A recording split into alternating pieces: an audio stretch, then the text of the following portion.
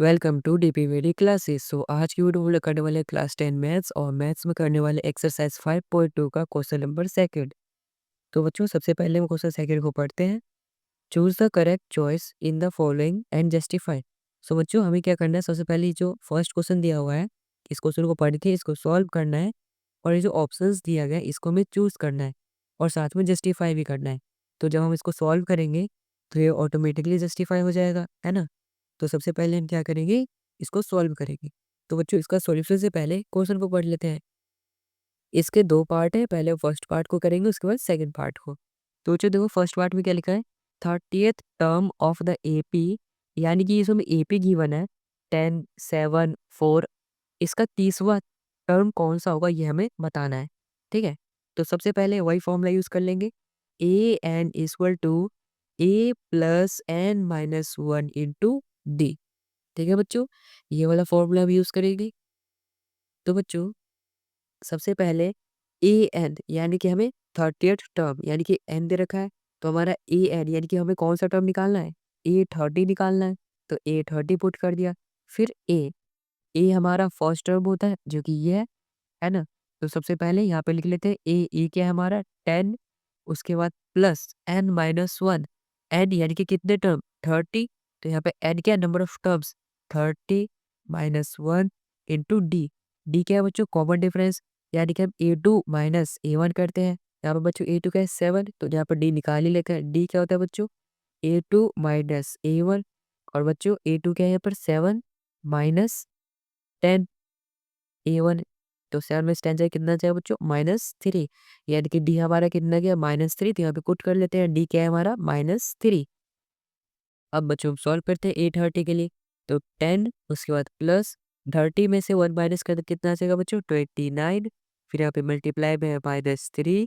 उसके बाद बच्चों ए 30 इक्वल टू 10 प्लस 29 को 3 से मल्टीप्लाई करेंगे कितना आ जाएगा बच्चों 87। तो यहाँ पे क्या है कितना आ जाएगा बच्चों -87। इसके बाद ए 30 equal two plus minus minus हो जाएगा, यानी कि 87 में से 10 को हम माइनस कर देंगे तो कितना आ जाएगा बच्चों 77। बट साइन किसका बड़ा है 87 का, क्योंकि ये नेगेटिव है तो यहाँ पर साइन किसका आ जाएगा नेगेटिव का।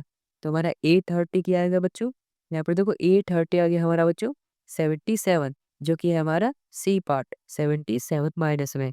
अब बच्चों आपको बिल्कुल अच्छे से सॉल्व करना है इसको, क्योंकि देखो यहाँ पर माइनस साइन लगा हुआ है, यहाँ पर भी माइनस है। अगर मान लो आपका पॉजिटिव आ गया फिर तो आप ये बी पार्ट टिक कर दोगे, जो कि आपका गलत हो जाएगा, है ना। तो इसीलिए आपको सॉल्व करते हुए साइन का बहुत ही अच्छे तरीके से ध्यान रखना है।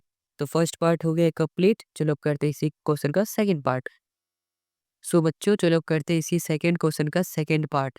तो बच्चों इसमें देखो क्या लिखा है 11th term of the AP, यानी कि ये जो हमें एपी गिवन है -3 -1/2 और 2, इसके अंदर जो 11वां टर्म आएगा वो हमें फाइंड करना है।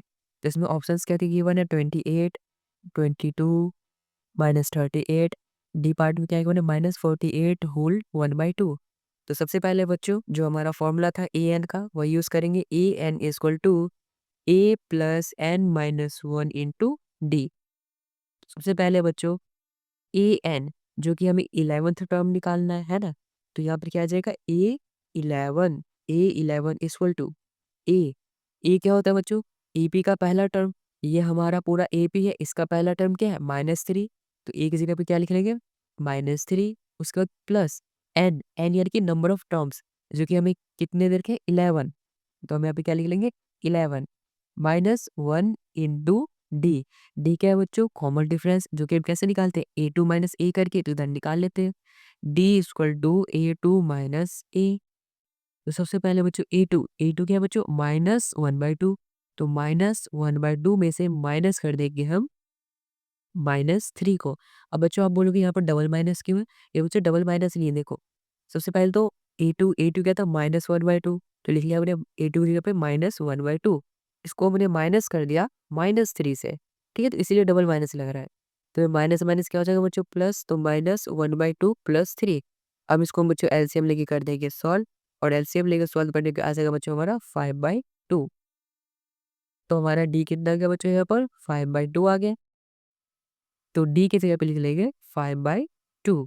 अब बच्चों इसको सॉल्व करेंगे और हमारा A11 आ जाएगा। तो चलो बच्चों इसको सॉल्व करते हैं।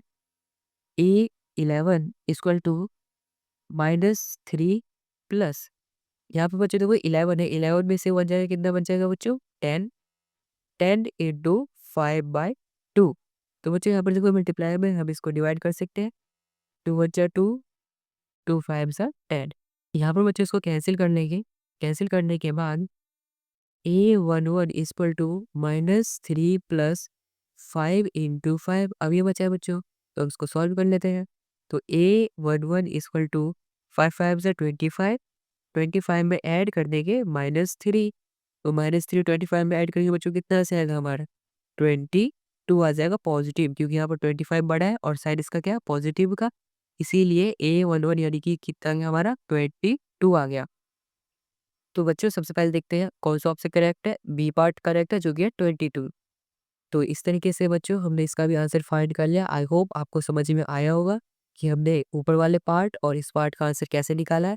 आई होप पूरा आपको दोनों क्वेश्चन अच्छे समझ में आया होगा। आया है तो इस वीडियो को लाइक कर देना, चैनल को सब्सक्राइब कर देना और इस वीडियो को अपने दोस्तों के साथ भी जरूर शेयर कर देना। And thanks for watching this video.